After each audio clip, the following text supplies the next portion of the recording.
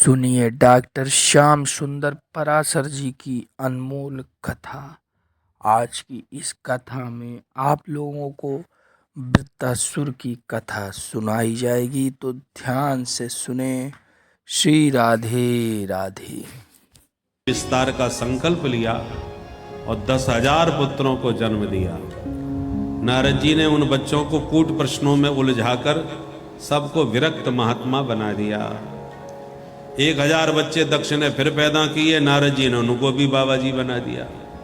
तब दक्ष को क्रोध आ गया और नारद जी को शाप दे दिया कि मूर्ख, तेरा पैर एक जगह नहीं टिकेगा, तू जिंदगी भर ऐसी घूमता फिरेगा, मेरे सारे बच्चे तूने बाबा बना दिए। तब से नारद जी घूमते ही रहते, बेचारे एक जगह टिक नहीं पाते।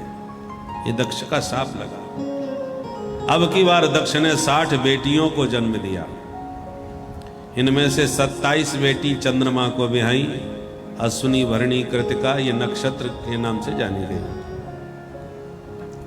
13 बेटियां कश्यप जी को बिहाई, दिति, अदिति, धनु, काष्ठा, सुरसा, इला, ये सब कश्यप जी की पत्नियां हैं। कश्यप जी की पत्नी दिति से दैत्यों का जन्म हुआ, अदिति से देवताओं का। दिति की एक बेटी थी रचना देवी, उसका विवाह त्वष्टा मुनि से हुआ। उससे 2 बेटा हुए, विश्वरूप और सन्निवेश। विश्वरूप कुछ समय के लिए देवताओं के पुरोहित बने और इंद्र को नारायण कवच का उपदेश दिया। छठवें स्कंद के 8वें अध्याय में नारायण कवच है। जो भी द्विजाति शिखा सूत्रधारी नारायण कवच का नित्य प्रति पाठ करता हो, उसके ऊपर किसी का कोई जादू टोना फिर काम नहीं करता। भगवान कवच बन के सदा उसकी रक्षा करते हैं। कभी उसे भूत बाधा, प्रेत बाधा, किसी का जादू टोना, तंत्र मंत्र जो करा देते हैं, उस व्यक्ति पर कभी कोई कामयाब नहीं होता, यदि वो नारायण कवच का नित्य पाठ करे। माताएं भी कर सकती हैं।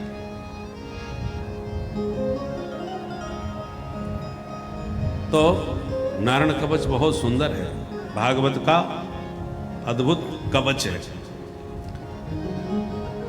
परंतु इंद्र की शक्ति बढ़ाने के लिए विश्वरूप ने एक यज्ञ किया। अब इंद्रादिक देवता विश्वरूप के शिष्य हैं और दैत्य जितने हैं वो सब इनके मामा जी लगते हैं, क्योंकि दैत्य की बहन के बेटा हैं। तो जब यज्ञ करने लगे तो यज्ञ में देवताओं के नाम के साथ साथ दैत्यों के नाम की भी आहुति देने लगे, ताकि मामा जी भी बहुत कमजोर न रह जाए। इंद्र को पता चल गया, गुरुजी आप बहुत गड़बड़ कर रहे हैं, यज्ञ हम करा रहे हैं और आप असुरों को आहुति दे रहे हैं। पर फिर भी ये माने नहीं। क्रोध आ गया, इंद्र ने गुरुजी की गर्दन उड़ा दी। ब्रह्मज्ञानी गुरु का वध कर दिया, हत्या कर दी, तो ब्रह्म हत्या लग गई।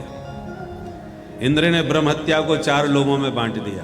पहला भाग पृथ्वी को ऊसर भूमि के रूप में मिला, दूसरा भाग जल को फैन के रूप में मिला, तीसरा भाग वृक्षों को गोंद के रूप में मिला, चौथा भाग स्त्रियों को रजो धर्म के रूप में मिला।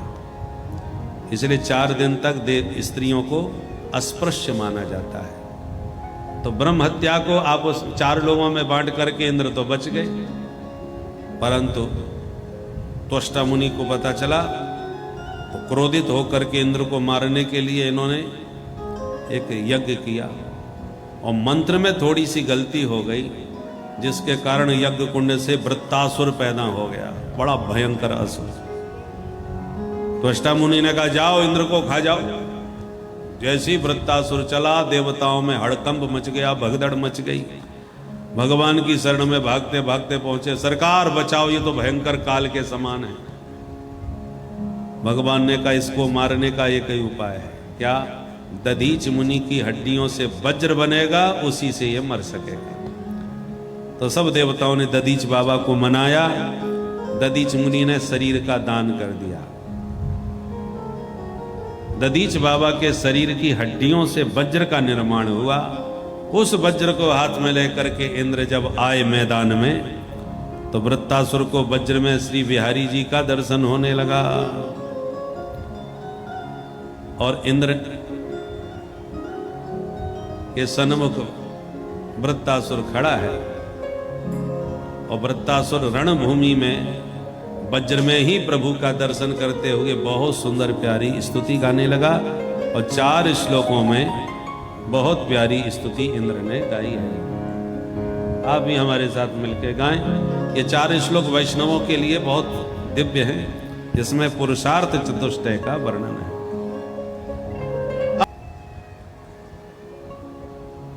भयंकर युद्ध छिड़ गया और उस युद्ध में वृत्तासुर के दोनों हाथ वज्र के द्वारा इंद्र ने काट दिए।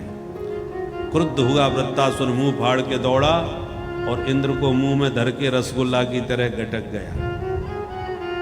पेट में चले गए इंद्र, पर नारायण कवच को धारण किए थे इसलिए उनका कुछ नहीं बिगड़ा। हाथ में वज्र लिए पेट में बैठे बैठे इसका पेट फाड़ना चालू किया। ऑपरेशन करते करते 1 साल बीत गया, तब जाकर के पेट पूरी तरह से फटा और वृत्तासुर का पेट फाड़ करके ये बाहर निकले।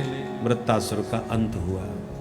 परीक्षित ने कहा, जब असुर था तो इसमें इतने सुंदर सद्विचार कहां से आ गए जो रणभूमि में स्तुति करी भगवान की। तब कहते हैं, ये पूर्व जन्म का चित्रकेतु नाम का राजा था। माता पार्वती के शाप से इसको असुर बनना पड़ा और आज इसका उद्धार वज्र के द्वारा हो गया। किंतु दिति के 49 पुत्र ऐसे भी हुए जो देवता बने गए। कैसे बन गए? एक बार दिति ने अपने पति की सेवा करी, कश्यप जी की पत्नी की सेवा से खुश हो गए। देवी मांगो वरदान, क्या चाहती हो? तो दिति ने कहा, महाराज मुझे ऐसा बेटा दो जो इंद्र को मार डाले, क्योंकि इंद्र मेरे बच्चों को बहुत मारता रहता है। इंद्र को मारने वाला बेटा मुझे चाहिए। तब तो कश्यप जी ने कहा, ठीक है देवी, तुमने मेरे साथ छल किया। इंद्र भी मेरा ही बेटा है और मैं अपनी बेटिया को मारने के लिए दूसरा बेटा पैदा करूं? चलो ठीक है, हम तुम्हें एक व्रत बतलाते हैं। 1 साल का व्रत है, 12 महीने का। इसको कहते हैं पुंसवन। ये पुंसवन व्रत तुमने सही किया तो तुम्हारा बेटा इंद्र को मारने वाला होगा, और व्रत में कोई गलती हो गई तो इंद्र के हाथों मरने वाला होगा। ठीक है। अब दिति ने साल भर का व्रत इतनी सावधानी के साथ किया ताकि मेरी इच्छा पूरी हो जाए। इंद्र को पता चल गया कि हमारी मौसी हमको मारने वाले बेटे को जन्म देने वाली है, और यदि इनका व्रत पूरा हो गया तो हम मारे जाएंगे। तो एक ब्रह्मचारी का वेश बना के इंद्र मौसी के ही घर आ गए, सौतेली मां के पास, और दुखियाते हुए बोले, मां मैं अनाथ हूं, मुझे अपनी सेवा में रख लो।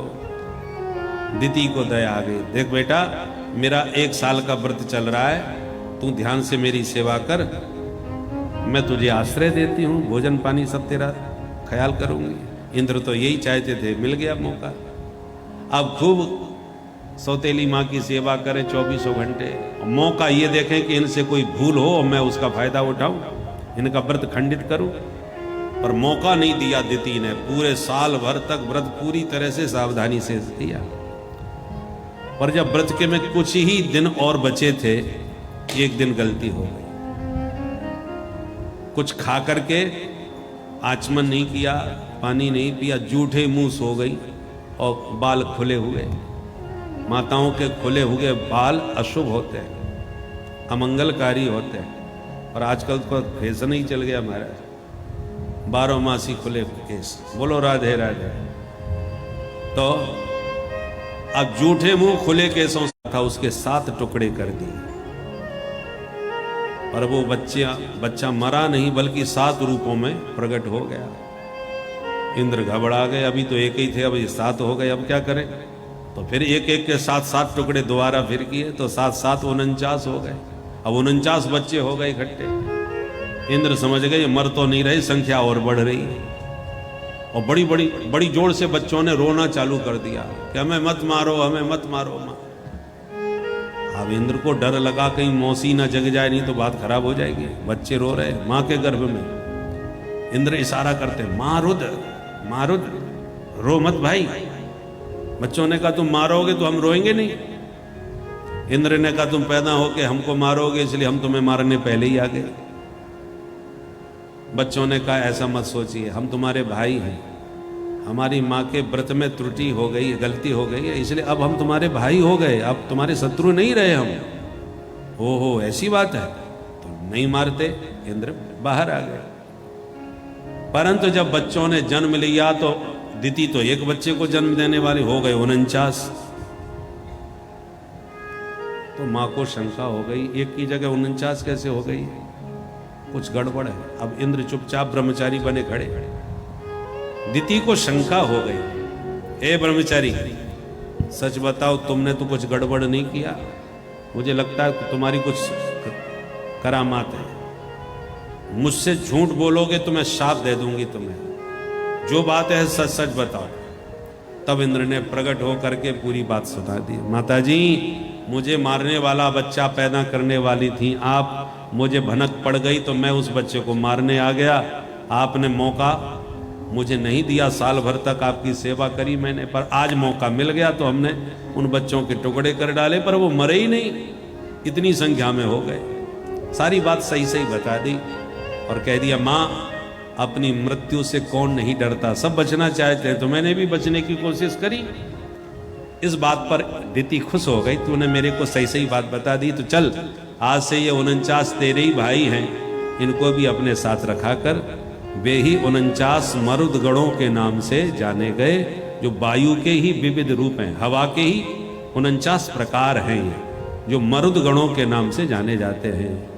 इसलिए पवन सुत हनुमान जी की पूंछ में जब आग लगी लंका में, तो भगवान ने इन्हीं मरुद गणों से कहा कि तुम्हारे पवन सुत के पूंछ में आग लगी है, उनकी सहायता के लिए तुम भी जाओ।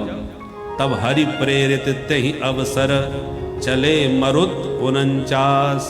ये 49 वही मरुद गण हैं जो पवन पुत्र की सहायता के लिए चले, और उसी हवा ने हनुमान जी की पूंछ की आग को पूरी लंका में फैला दिया और पूरी लंका दहकने लग गई अग्नि के द्वारा। बोल भक्तवत्सल भगवान, पुत्र बनाओ, मित्र बनाओ, शत्रु बनाओ, भगवान सब कुछ बनने को तैयार है।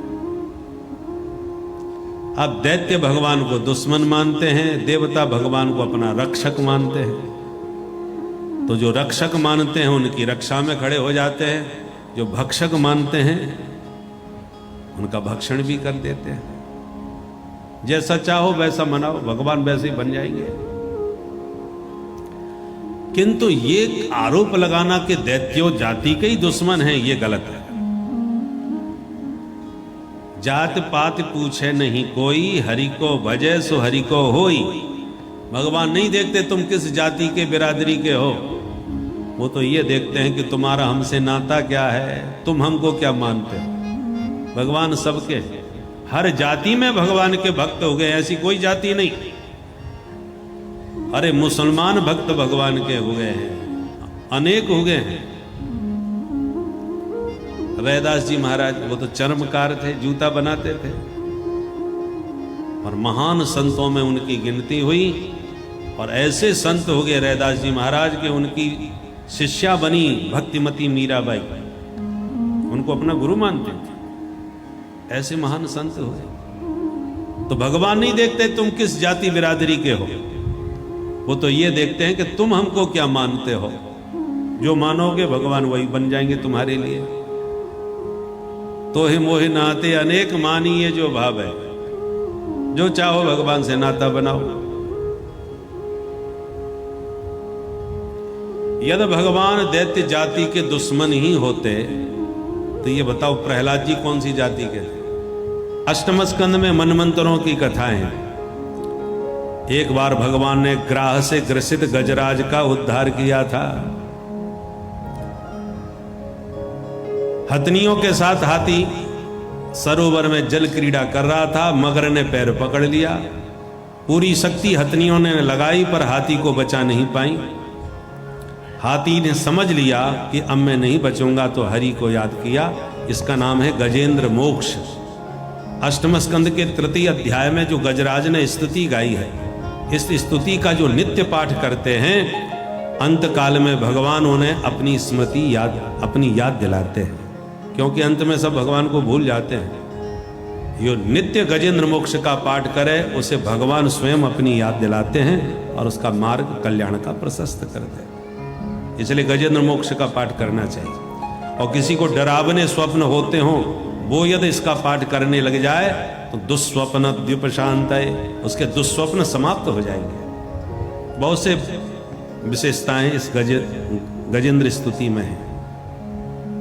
तो गजराज ने जब स्तुति करी तो गोविंद प्रसन्न हो गए, हाथी की सूंड पकड़ के खींचा और मगर का मुंह फाड़ दिया। गजग्राह दोनों का उद्धार हो गया। दोनों ही शापित थे। इंद्रद्युम्न नाम का राजा था, इसने अगस्त जी को प्रणाम नहीं किया तो बाबा ने साथ दे दिया, जा तू हाथी बन जा। और हुहू नाम का एक गंधर्व था, उसने पानी में खड़े हुए देवल नाम के ऋषि का पैर पकड़ लिया। बाबा ने समझा मगर ने पकड़ लिया, सो डर के मारे चिल्ला पड़े, बचाओ बचाओ करके चिल्लाए तो यह बाहर निकल के हंसने लगा, महाराज जी मैं हूं, प्रणाम कर रहा हूं। तो बाबा जी को क्रोध हो आ गया, दुष्ट कहीं के मैं तो डर गया, तूने पानी में पैर कैसे पकड़ लिया? तुझे मगर बनने का शौक है, साफ देता हूं दुष्ट तू मगर ही बन जा। तो दोनों ही सांप से ग्रसित थे, दोनों आज मुक्त हो गए। एक मनवंतर में भगवान ने समुद्र मंथन करा के देवताओं को दिव्य अमृत पान कराया। दुर्वासा मुनि के शाप से देवता सब श्रीहीन हो गए, तो दैत्यों ने स्वर्ग को छीन लिया और देवता हार गए। तब देवताओं ने भगवान की शरण ग्रहण करी। भगवान ने कहा तुम सागर मंथन करो, उससे अमृत निकलेगा, उसे पी करके तुम पुनः शक्तिशाली बन जाओगे।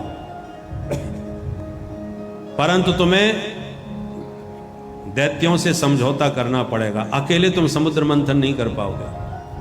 तब तो देवताओं ने दैत्यों से गठबंधन कर लिया और दोनों ने मिलकर सागर मंथन का अभियान प्रारंभ कर दिया। दोनों विरोधी विचारधारा के थे, परंतु समुद्र मंथन से अमृत निकलेगा जिसे पी करके हम शक्ति संपन्न हो जाएंगे। इस चक्कर में मतभेद होते हुए भी देवता असुर सब मिलकर के महागठबंधन बना लिए और सबने मिलकर के सागर मंथन का अभियान प्रारंभ कर दिया।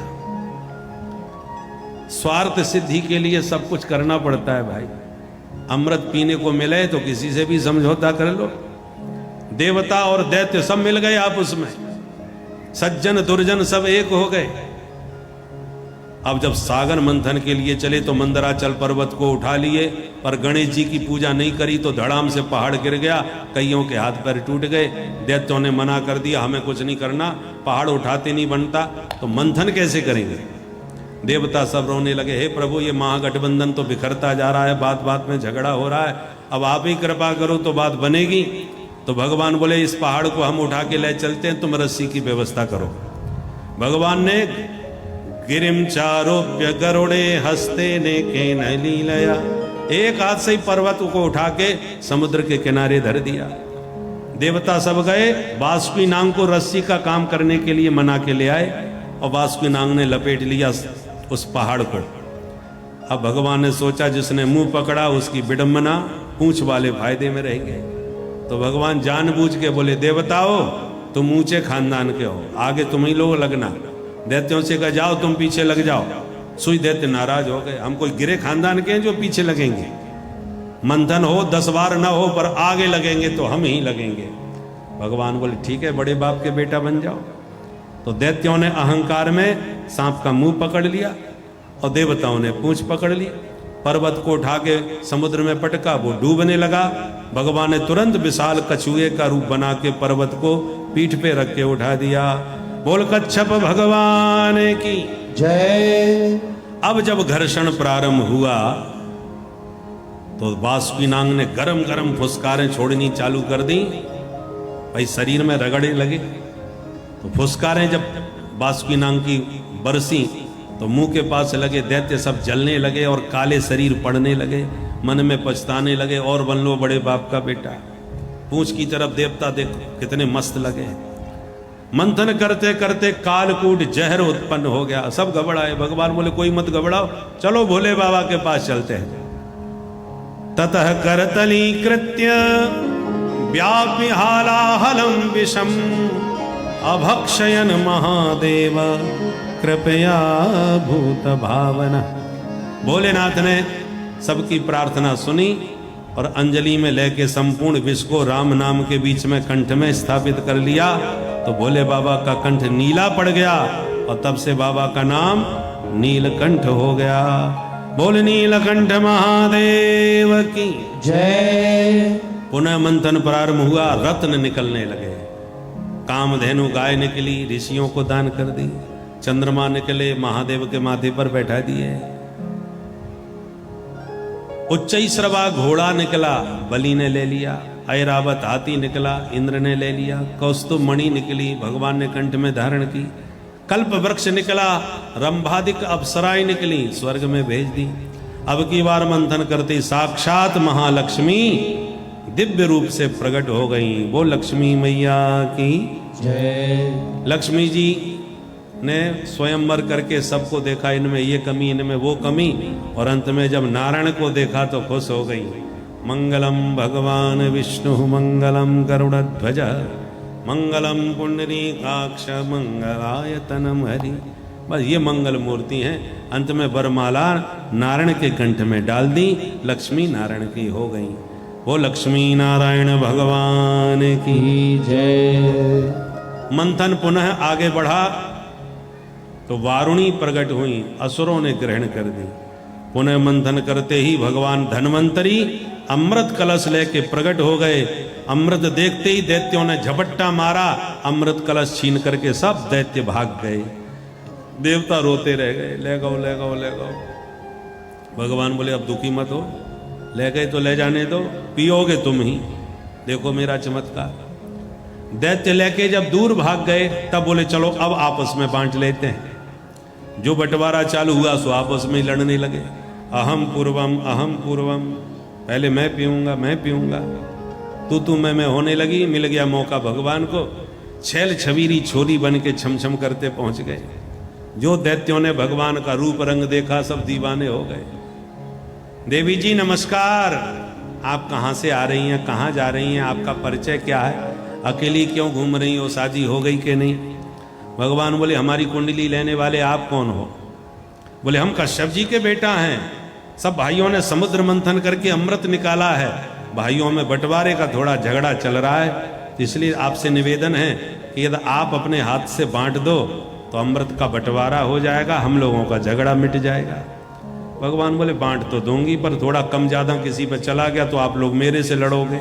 अरे नहीं नहीं देवी, जैसे मर्जी आवे बांटो, हम आपसे कोई झगड़ा नहीं करेंगे। भगवान बोले तो लाओ। हाथ में लेके भगवान बोले अब इस कलश में गाढ़ा गाढ़ा अमृत नीचे है, ऊपर पानी पानी है, कैसे बांटूं मैं। तो जो चिल्ला रहे थे पहले मैं, वो सोचने लगे पहले पिएंगे तो पानी पानी में ही छुट्टी हो जाएगी, और एक बाद में पिएंगे तो नीचे का प्योर गाढ़ा गाढ़ा माल मिलेगा। तो झगड़ा खत्म हो गया। इतने में देवता पहुंच गए। ये कौन? बोले सौतेले भाई हैं, हिस्सा मांगने आए, देना मत। मोहिनी भगवान बोले तुम कहो तो ऊपर का पानी पानी दो बूंद पिला दूं, प्योर माल असली तुम्हें दूंगी बाद में। दैत्य बोले बहुत होशियार हो, ठीक है देवी पसंद है, तुम्हें जो अच्छा लगे करो। भगवान ने इशारा कर दिया, देवता पट से लाइन लगा के बैठ गए। भगवान झट से पिलाने लग गए। देवताओं को अमृत पिला रहे हैं और दैत्यों की तरह मुस्कुरा रहे हैं। दैत्य भगवान की मुस्कान पर ही लट्टू हुए जा रहे हैं और देवता उधर चकाचक पिए जा रहे हैं। स्वरभानु नाम का एक दैत्य बड़ा होशियार था, उसको शंका हो गई। तुरंत देवता बन गया और सूर्य चंद्रमा के बीच में धक्का मार के बैठ गया। और जैसे ही प्रभु ने इसको अमृत पिलाया, सूर्य चंद्र ने प्रभु को इशारा कर दिया महाराज डुप्लीकेट है। भगवान ने पट्ट से उसकी गर्दन काट दी, तब तक वो झट से पी गया। इसलिए मरा नहीं, दो हिस्सों में बदल गया, जो राहु और केतु के नाम से जाना गया, और भगवान अमृत के साथ अंतर्धान हो गए। बोल मोहिनी भगवान की जय। अब दैत्यों को होश आया, हे भैया वो देवी जी किधर गई। दूसरा बोला देवी जी को छोड़, अमृत किधर गया। अब न देवी का पता न अमृत का। सामने देखा तो देवता डकारे लेके पेट पर हाथ घुमा रहे हैं। आनंद आ गया। अब दैत्यों का माथा खराब हुआ। भाई लगता है अपने साथ बहुत बड़ा छल हुआ है, धोखा हुआ है। पता लगाओ धोखेबाज कौन थी। एक बोला मैं समझ गया, वो थी नहीं, था। मैं गारंटी से कह सकता हूं वो छलिया विष्णु ही होगा, जो छोरी बन के छमछम करके हम सबको चूना लगा के चला गया। अब तो क्रोध में भर गए दैत्य और टूट पड़े देवताओं को मारने के लिए। और तत्र देवासुरो नाम रणः परम दारुण, बड़ा भयानक देवासुर संग्राम छिड़ गया। इतिहास का पहला संग्राम जिसमें सारे दैत्य मारे गए, देवता विजयी हो गए, क्योंकि अमृत से शक्ति संपन्न थे। दैत्य जितने मारे गए, शुक्राचार्य जी ने मृत संजीवनी विद्या के बल पर सबको जिंदा कर लिया। दैत्यों ने चरण पकड़ लिए, गुरुजी आपने हमको बचा लिया और बदला लेंगे इन देवताओं से। गुरुजी ने कहा हमारी बात मानोगे? बोले मानेंगे। बोले एक काम करो, क्या ब्राह्मणों का आशीर्वाद का कवच पहन लो। ब्राह्मणों को यदि तुमने अपने पक्ष में ले लिया तो आज भी तुम्हें स्वर्ग के सिंहासन पर बैठाने में हम समर्थ हैं। ठीक है? ब्राह्मणों को खुश करने में कितनी देर लगती है? बढ़िया बढ़िया खीर, मालपुआ, रबड़ी चकाचक घुटवाई दो और बढ़िया मोटा सा लिफाफा पकड़ाई दो। फिर देखो ब्राह्मणों का आशीर्वाद। शरीर वर्चस्वमायुष्यमारोग्य मा विधात, गर्जना के साथ ब्राह्मण गदगद होकर आशीर्वाद देते हैं। ब्राह्मणों ने दैत्यों को आशीर्वाद दिया, आशीर्वाद में अमोघ रथ दिया। इस रथ में तुम कभी नहीं हारोगे, हम ब्राह्मणों का आशीर्वाद। फिर तो उस दिव्य अलौकिक रथ में बलि बैठ गया, सारी दैत्य सेना के साथ स्वर्ग पर हमला किया। उसके दिव्य तेज को देख करके देवगुरु बृहस्पति देवताओं से बोले, देवताओं आज तुम्हारी भागने में ही भलाई है। बलि का सामना दुनिया में कोई नहीं कर सकता, आज ब्राह्मणों का तेज उसके साथ है। देवता स्वर्ग खाली करके भाग गए और बलि ने स्वर्ग जीत लिया। शुक्राचार्य जी बोले, देखा चमत्कार ब्राह्मणों के आशीर्वाद का, मिल गई गद्दी? बोले हाँ सरकार।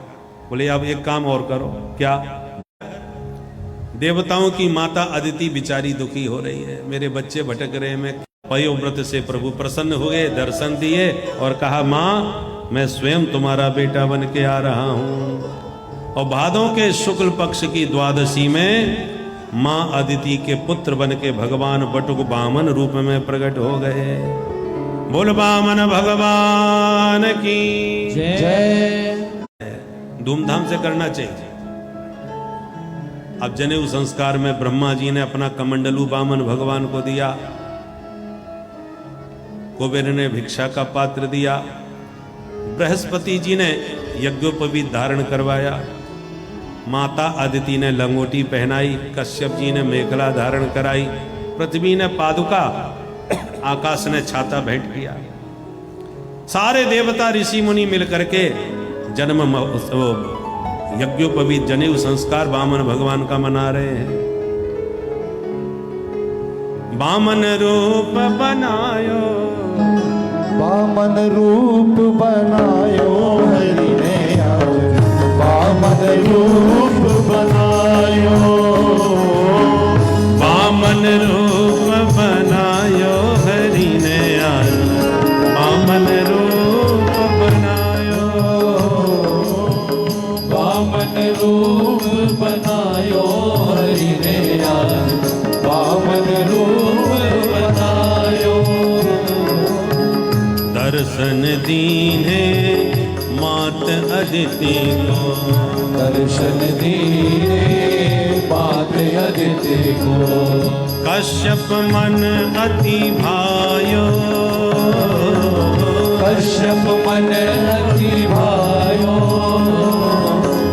परमानंद भयो संतन मन, परमानंद भयो संतन मन, अति उत्साह दिखायो हरि ने आज, वामन रूप बनायो, अति उत्साह दिखायो हरि ने आज, वामन रूप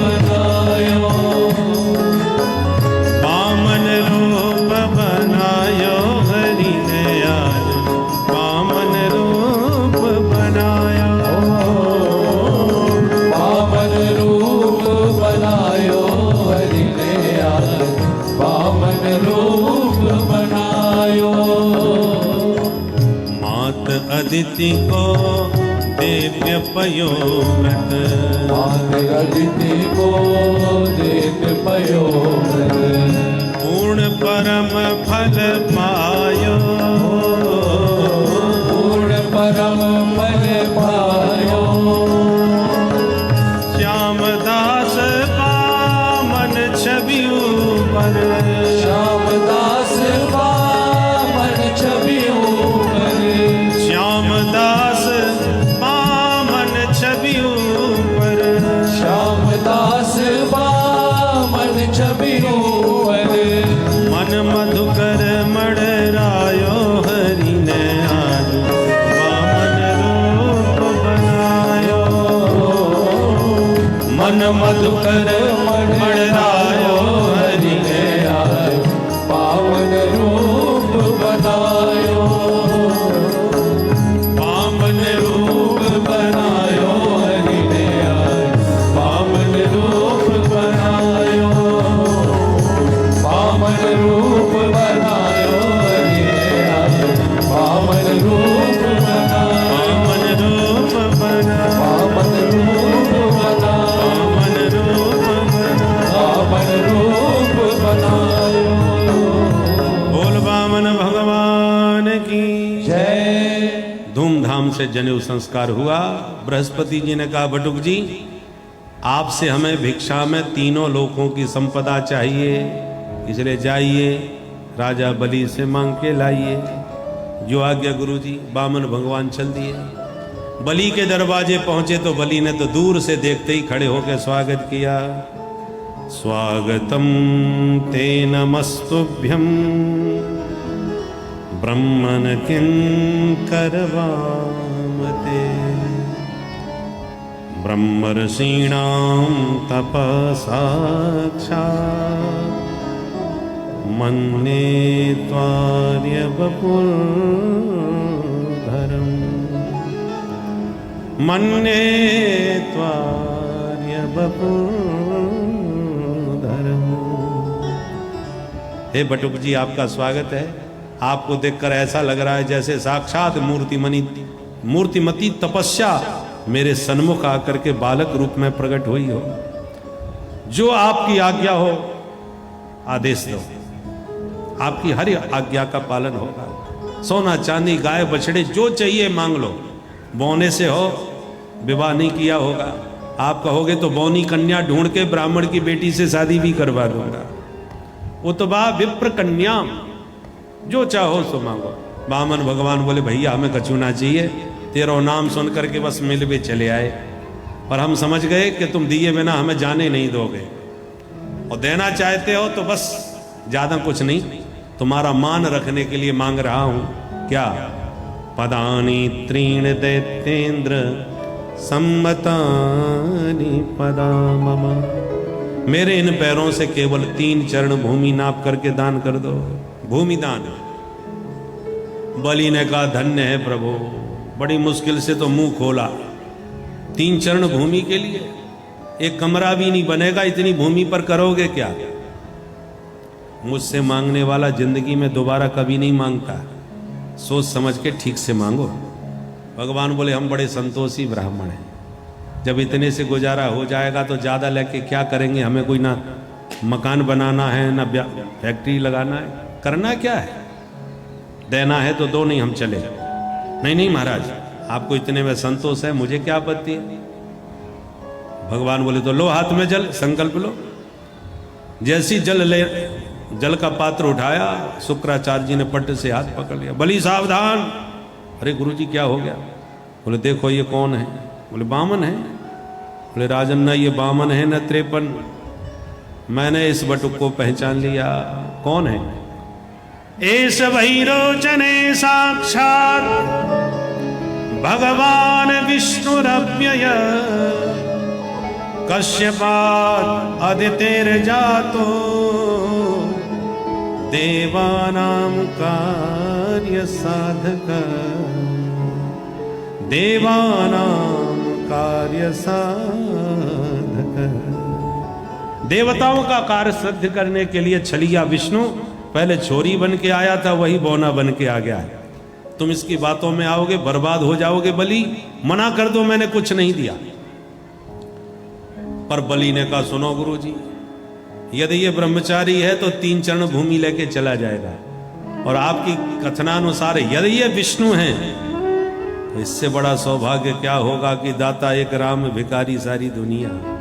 सारा जगत जिससे मांगता है वो जगन्नाथ आज मेरे दरवाजे मुझसे मांग रहा है, तो मैं मना कर दूं? आज दोनों हाथों में लड्डू हैं, चाहे ब्रह्मचारी हो चाहे विष्णु, मैं इन्हें जरूर दूंगा। अब गुरुजी गर्मी खा गए, मुझसे बहस करेगा, मेरी बात नहीं सुनेगा, शाप देता हूं, अचरात भ्रष्यते श्रियः, बहुत जल्दी श्रीहीन हो जाएगा तू। शाप दे के गुरुजी चले गए। वामन भगवान बोले, देना है तो दो, नहीं तो हम भी चले। बोले नहीं नहीं गुरुजी, आप तो संकल्प लो। बोलो लो हाथ में जल। अब जैसी जल का पात्र उठाया, गुरुजी समझ गए सब पानी फिरने वाला है करे धरे पर। सो पात्र के छिद्र में ही घुस के और पानी को रोक के बैठ गए, मैं पानी की बूंद नहीं टपकने दूंगा। वामन भगवान समझ गए गुरुजी कुछ ज्यादा ही गड़बड़ कर रहे। तुरंत पैनी कुशा निकाली और उस छिद्र में पानी के, वो जो गंगा सागर होता है ना, जिस छिद्र से पानी निकलता है, उसके छिद्र में बाहर से जो फेंक करके कुशा मारी, शुक्राचार्य जी की एक आंख गोविंदाय नमो नमः। शुक्राचार्य जी निकल के भागे, हे भगवान, कोई दे रहा है कोई ले रहा है, हमने अपनी आंख फालतू में ही बर्बाद करी। जल हाथ में आ गया, लंबा चौड़ा संकल्प करके भगवान ने जल छुड़वाया, और जल जैसी छोड़ा भगवान ने तुरंत विराट रूप प्रकट कर दिया। बोल विराट भगवान की जय। देख लो अब हमारा नापना। एक चरण में नीचे के 7 लोक नाप डाले, दूसरा चरण उठाया तो ऊपर के 7 लोक नाप डाले, और बोले बलि 2 चरण तो हो गए, अब बोल तीसरा चरण किधर रखूं? बलि हाथ जोड़ के बोला, सरकार 2 चरणों में धन ले लिया, तीसरे चरण में इस धनवान को भी ले लीजिए। पदम तृतीयम कुरुशीष्ण में निजम।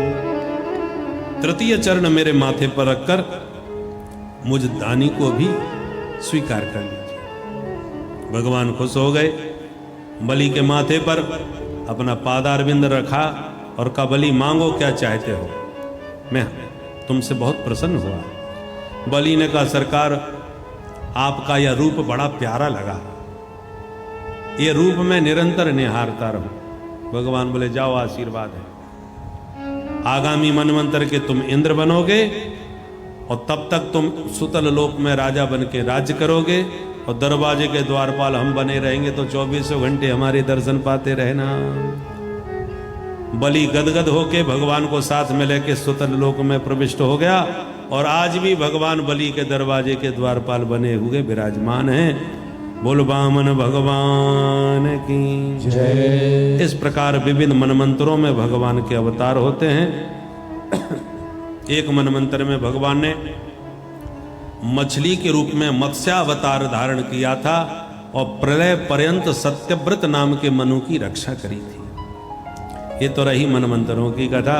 अब सूर्य वंश में राम जी और चंद्र वंश में हमारे श्याम जी आए। तो आइए पहले राम जी की थोड़ी सी चर्चा कर लें, क्योंकि राम जी का चरित्र जाने बिना श्याम जी का चरित्र समझ में नहीं आता। राम चरित्र परम पवित्र और कृष्ण चरित्र महाविचित्र। तो विचित्र कृष्ण कथा बाद में, पहले पवित्र राम कथा भी थोड़ी हो जानी चाहिए, इसलिए पहले सूर्य वंश सुनाया। श्रीमन नारायण के नाभि कमल से ब्रह्मा, ब्रह्मा के बेटा मरीचि, मरीचि के कश्यप, कश्यप के बेवस्वान, बेवस्वान के श्राद्ध देव, श्राद्ध देव के इला नाम की बिटिया भई। पर राजा ने कहा बिटिया नहीं बेटा चाहिए, तो गुरुजी ने बिटिया को ही बेटा बना दिया। तो इला देवी का नाम बदल के हो गया सुद्युम्न, और पूरी तरह बेटा बन गया। ये कथाएं जब पहले कही जाती थी तो लोग कहते पुराणों में बहुत गप्पे हैं, बेटी को बेटा बना दिया, पता ऐसे कैसे हो सकता है।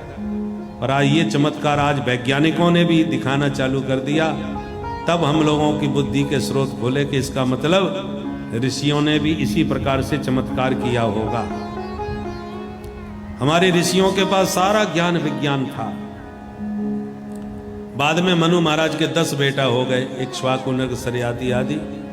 उन्हीं से सूर्यवंश का विस्तार हो गया। सरियाती नाम के जो मनु पुत्र थे, उनकी बेटी सुकन्या ने गलती से च्यवन बाबा की आंखें फोड़ दी, तो च्यवन मुनि से ही उसका विवाह कर दिया। बाद में च्यवन मुनि ने अश्विनी कुमारों को बुलाया और न जाने कौन सा च्यवन प्रास खाया कि बुढ़े से जवान हो गए, बढ़िया सी आंखें भी हो गई। इन्हीं सरियाती जी के वंश में राजा रेवत हुए, जिन रेवत महाराज की पौत्री रेवती जी का विवाह कन्हैया के बड़े भैया बलराम जी से संपन्न हुआ। मनु महाराज के दूसरे पुत्र थे नभग, नभग के बेटा नाभग, नाभग के बेटा अम्बरीश। अम्बरीश का विरोध करने पर दुर्वासा मुनि भागते फिरे और सुदर्शन चक्र ने उनका पीछा किया। तीनों लोकों में भागते भगवान की शरण में गए कि प्रभु अपने सुदर्शन से हमें बचा लो आज। तो भगवान ने हाथ खड़े करते हुए कहा, अहम भक्त पराधीनो यस्वतंत्र इव द्विज। ब्राह्मण देवता मैं भी पराधीन हूं। किसके? बोले मैं भक्तों के अधीन रहता हूं। भक्तों ने मुझे अपने बस में कर लिया है। नाना भांति नचायो भक्तन ने मोकू नाना भांति। भगवान जगत को नचाते हैं और भक्त भगवान को नचाते हैं। अपना कल्याण चाहो तो मेरे भक्त की शरण में जाओ। तब दुर्वासा जी 1 साल भटकते भटकते लौट के अम्बरीश के चरणों में गिरे। अम्बरीश ने सुदर्शन को भगवान के प्रेम की सौगंध दिलाई, तब सुदर्शन शांत हुए। ऐसे थे अम्बरीश महाराज। इन्हीं अम्बरीश के वंश में युवनाश हुए। युवनाश के मानधाता हुए। मानधाता की 50 बेटियां सौबरी मुनि को ब्याही। इसी वंश में महाराज खट्वांग हुए। खट्वांग के दिलीप, दिलीप के रघु, रघु के अज और अज के हुए महाराज दशरथ।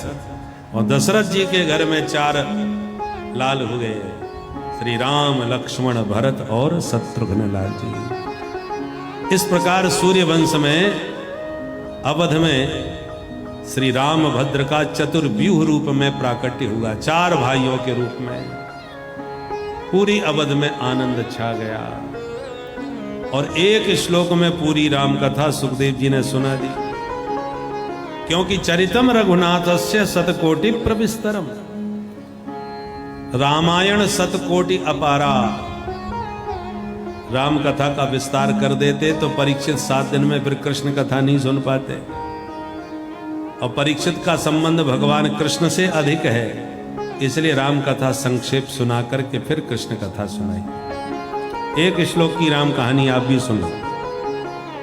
गुरुवर थे त्यक्त राज्यो व्यचरदन वनम पद्म पदभ्याम प्रियाया पाणिस्पर साक्षमाभ्याम मृजत पतरुजो यो हरीन्द्रा।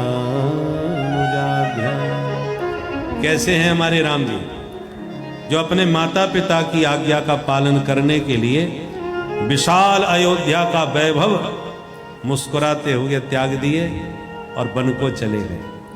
चित्रकूट में वास किए। भरत जी मनाने आए तो पादुका दे करके उन्हें समझा के लौटा दिए। 12 वर्ष रहे हैं चित्रकूट में, पूरा वनवास यहीं काटा। पर ज्यादा भीड़ आने लगी मिलने वालों की, तो फिर पंचवटी बनाई दंडकारण्य में जाकर। वहां पर सूपनखा आई तो नकटी करके उसे भगाई। खरदूषण को उसने प्रेरित किया तो भगवान ने दल बल के साथ 14,000 विशाल राक्षसों की सेना का संहार करके खरदूषण को भी परलोक पहुंचा दिया। बड़े भैया के पास गई, दशानन के पास। तब दशानन समझ गया साधारण बालक नहीं हो सकता। खरदूषण मोहि संबल बनता, तिन्ह को मारे बिनु भगवंता। तो साधु वेश बना करके मामा मारीच को मृग के माध्यम से श्री राम और लक्ष्मण को दूर ले गया और यह साधु बन के आके जानकी जी का हरण करके ले गया। राम जी प्रिया के विरह में बहुत रोए कि जानकी ने जीवन में एक चीज मांगी, वो मैं दे नहीं पाया। सोने का मृग ही तो मांगा था, और कहीं से भी दूं सोने का मृग दूंगा जरूर, और जो मांगा था वो नकली निकला। अब असली सोने का मृग कहाँ मिले? खोजते खोजते सोने का मृग भी मिल गया। कौन मिल गया? अतुलित बलधामम स्वर्ण शैलाभदेहम। अनंत बलवंत श्री हनुमंत लाल जी से राम जी की भेंट हुई और प्रभु समझ गए ये भी सोने का मृग है। जो जानकी जी ने मांगा था वो नकली सोने का मृग था, ये असली सोने का मृग है। बानरों को भी मृग कहा जाता है। अंतर सिर्फ इतना है कि बानर शाखा मृग के नाम से जाने जाते हैं। शाखा मृग के बड़ मनुष्याई, शाखा ते शाखा पर जाई। तो ये शाखा मृग सोने का हमको मिल गया, इसलिए राम जी ने कहा हमको तो पसंद आ गया, जानकी जी को भी पसंद आना चाहिए। इसलिए हनुमान जी को ही लंका में जानकी जी के पास भेजा। मुद्रिका के माध्यम से जानकी जी से हनुमान जी का परिचय हुआ, पर जानकी जी डर गई, मन में सोचने लगी एक सोने के मृग से धोखा खाए बैठी हूं, ये भी कहीं धोखेबाज ना निकले। अब ये असली सोने का है कि नकली सोने का कैसे पता चले? सोने की परख आग में होती है, अग्नि की ज्वालाओं में जिसकी चमक बनी रहे तो वो असली सोना है।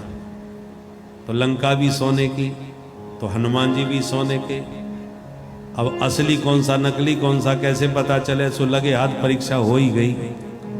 रावण ने स्वयं हनुमान जी को पकड़वा के उनकी पूंछ में आग लगवा दी।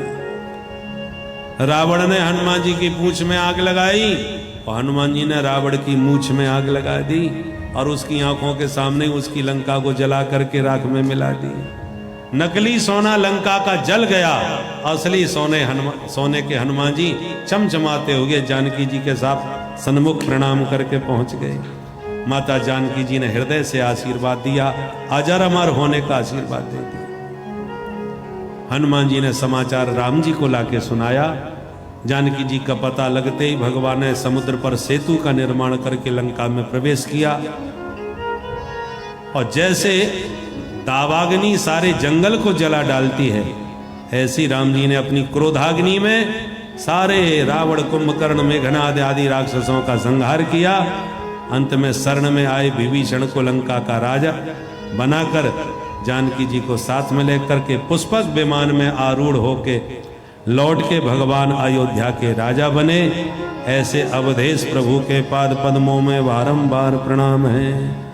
बोल राजा रामचंद्र भगवान की जय। हरे राम राम राम सीता राम राम राम। हरे राम राम राम सीता राम राम राम।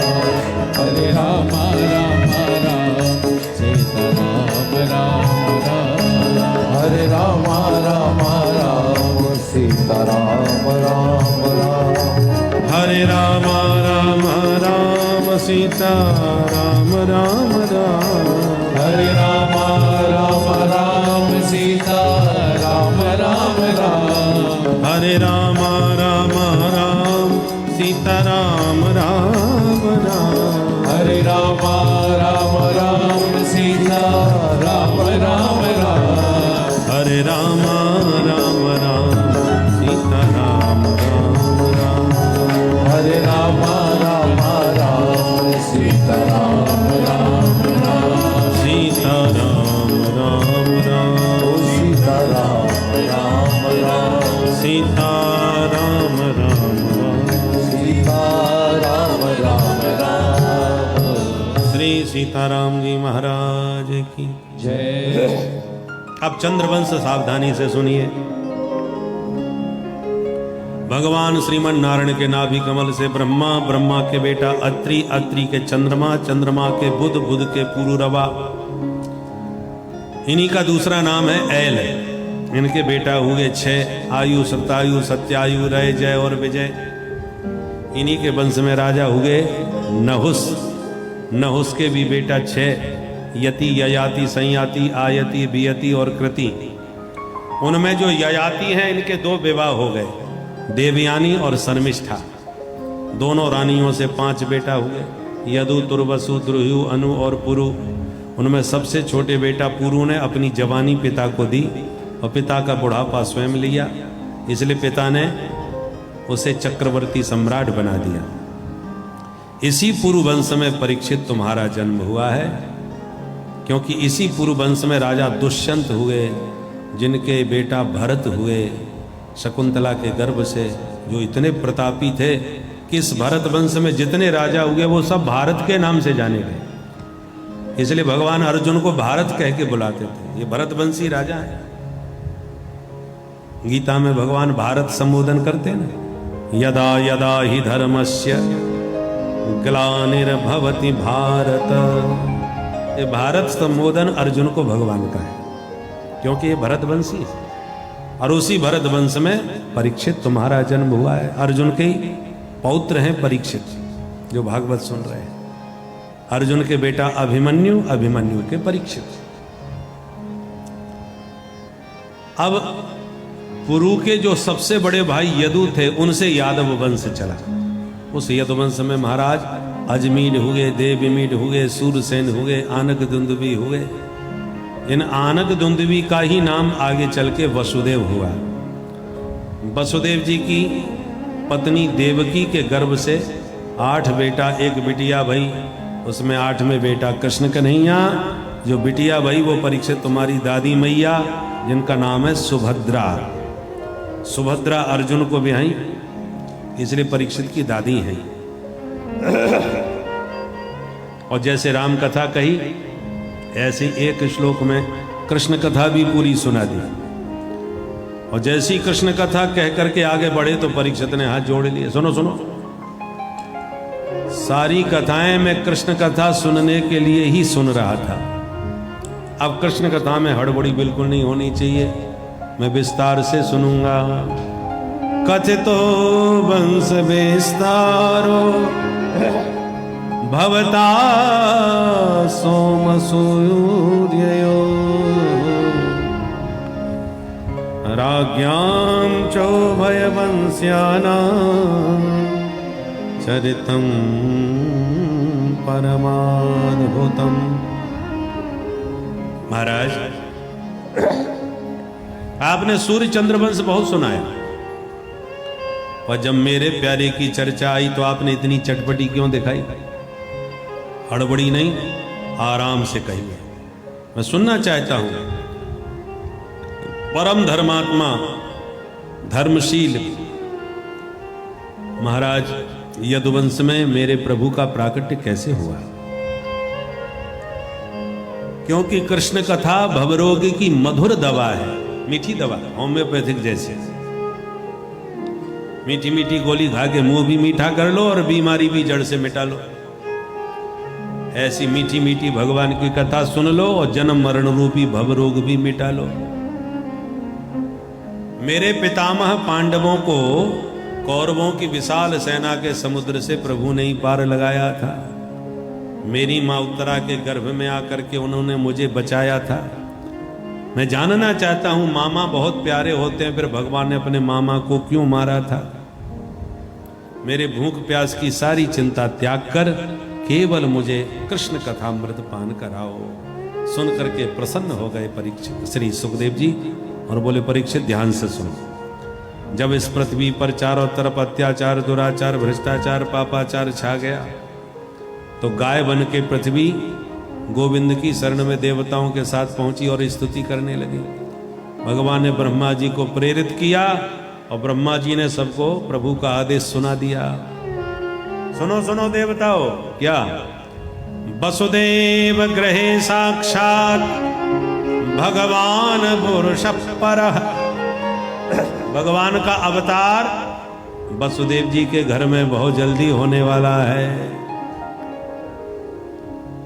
तो आप लोग भी मथुरा चलो और भगवान की अगवानी की तैयारी करो। और अकेले मत जाना। क्यों? भगवान अकेले नहीं आ रहे, तो कौन आ रहा है उनके साथ? बोले, जनेष्यते तत्प्रिया, तत्प्रिया श्री राधा। उनकी प्राण प्रिया भी बरसाने में वृषभानु नंदिनी बन के प्रकट होने वाली हैं। तो जब वो जुगल जोड़ी से आ रहे हैं तो आप अकेले क्यों जा रहे हैं? संभवंतु सुरस्त्रिय, तुम भी अपनी देवांगनाओं को अपने साथ में लेके आओ, जुगल जोड़ी से पहुंचो। किसी दूसरे देश का राष्ट्राध्यक्ष जब जुगल जोड़ी से पति पत्नी आते हैं तो हमारे यहाँ के भी जनप्रतिनिधि जुगल जोड़ी से उनका स्वागत करने पधारते हैं। अब ये बात अलग है कि हमारे जनप्रति के सिंगल हों तो वो देवी फिर कहाँ से लाभ है, फिर तो अकेले ही जाना पड़ेगा। नहीं तो परंपरा यही है कि जुगल जोड़ी से जब वो आ रहे हैं तो आप भी जुगल जोड़ी के साथ जाओ। हमारे तो उत्तर प्रदेश में और देश की बागडोर के मुखिया भी दोनों ही सिंगल हैं। इसलिए ब्रह्मा जी ने कहा कि तुम अकेले मत जाना, जुगल जोड़ी से जाओ। ठीक है सरकार। अब तो मथुरा में यत्र तत्र देवी देवता पधारने लगे। मथुरा भगवान यत्र नित्यम सन्निहितो हरि। मथुरा मोक्षदापुरी है, मोक्ष देने वाली नगरी। मथुरा का अर्थ जानते हैं? ध्यान से सुनिए। मथुरा 3 अक्षर है। मथुरा विपरीतंच मध्याक्षर वर्जितः येन मुखे युगलम नास्ति तन मुखे मध्याक्षरम। मतलब क्या हुआ? मथुरा, इसका विपरीत करो, उल्टा बोलो। मथुरा का उल्टा क्या होगा? राथो म। मथुरा विपरीतंच, अब मध्याक्षर वर्जिता, विपरीत बोल कर, उल्टा बोल के बीच का अक्षर हटा दो। तो अब क्या बचेगा? राम। राम नाम बचा ना। बोले ये ने मुखे युगलम नास्ति, जिनके मुख में ये 2 अक्षर राम नाम के नहीं हैं। बोले तन मुखे मध्याक्षरम, उनके मुख में तो केवल बीच का ही अक्षर शेष रहता है। तो बीच का अक्षर क्या है? थू। तो जिनके मुख में राम नहीं उनके मुख में थू। बोलो जय सिया राम। जय सिया राम। हमारे मथुरा का संबंध राम जी से है। लवणासुर का आतंक था, तब राम जी के छोटे भैया शत्रुघ्न ने आकर के लवणासुर को मारा और मथुरा पर अपना साम्राज्य स्थापित किया। और सूर्यपुत्र, सूर्यवंश में राम जी हुए और सूर्यवंश में ही यमुना है, सूर्य तनया।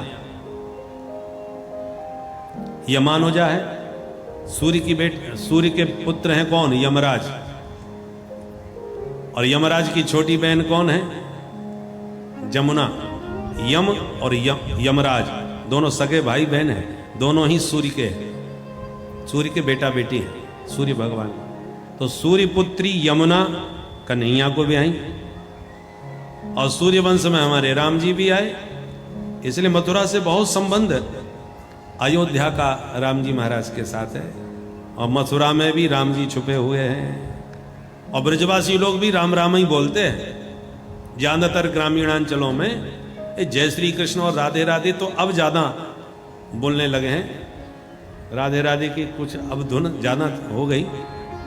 बाकी प्रायः ग्रामीणांचलों में ब्रजवासियों के यहाँ भी आप जाके देखिए तो राम राम कह के ही आप एक दूसरे का अभिवादन करते हैं। तो मथुरा के राजा महाराज उग्रसेन बड़े धर्मात्मा, और दुर्भाग्य से बेटा हो गया कंस महापापी। बाप को ही उठा के एक दिन जेल में पटक दिया और जबरदस्ती मथुरा के सिंहासन पर बैठ गया। बोला बुढ़े हो गए, कुर्सी छोड़ना ही नहीं चाह रहे, कब तक तुम्हारे मरने की राह देखो। तो महाराज उग्रसेन को जेल में डाल के राजा बन बैठा जबरदस्ती। जनता में चर्चा का विषय बन गया, जो अपने बाप का नहीं हुआ वो हमारा क्या होगा। कंस को लगा माहौल बिगड़ गया, छवि सुधारनी पड़ेगी। क्या करें? मंत्रियों ने कहा जरा अच्छे काम करो तो छवि बदल जाएगी। तब इसने चचेरी बहन देवकी का विवाह वसुदेव जी से किया और उस विवाह में पूरी मथुरा को दुल्हन की तरह सजा दिया। इतना दान दहेज दिया कि देखने वाले दंग रह गए। और जनता चर्चा करने लगी, महाराज देखने में खतरनाक लगते हैं पर दिल के बहुत अच्छे हैं। देखो देवकी उनकी सगी बहन नहीं है, फिर भी कितने प्यार से उसका विवाह कर रहे हैं और कितने धूमधाम से उसकी विदाई कर रहे हैं, इतना दहेज दे रहे हैं। ये सब बातें सुन के कंस खुश हो गया, अब मेरी छवि बदल रही है। परंतु देवताओं ने कहा कि कुछ इसकी छवि देवकी माँ के सामने यदि सुंदर बनी रही तो देवकी नंदन प्रभु इसे मार नहीं पाएंगे, इसलिए जनता के सामने असली छवि तो इसकी दिखानी पड़ेगी, असली चेहरा। विदाई में कंस ने कुछ ज्यादा ही नाटक कर दिया। जिस रथ में देवकी की विदाई हो रही थी उस सारथी को उतार के बोला, मैं बहन जी की विदाई देख नहीं पा रहा, मेरा हृदय वियोग में फट रहा है, इसलिए मैं स्वयं अपनी बहन जी को विदा करने जाऊंगा। तो रथ स्वयं हाँकने लगा, रो रो के फबक फबक के विलाप करने लगा। जनता बहुत भावुक हो गई। ओ महाराज इतने भावुक हैं, ये तो आज ही पता चला। नारियल जैसा स्वभाव है महाराज कंस का। अब देवताओं को लगा कि अब इसका चेहरा प्रकट करना जरूरी है। सो देवता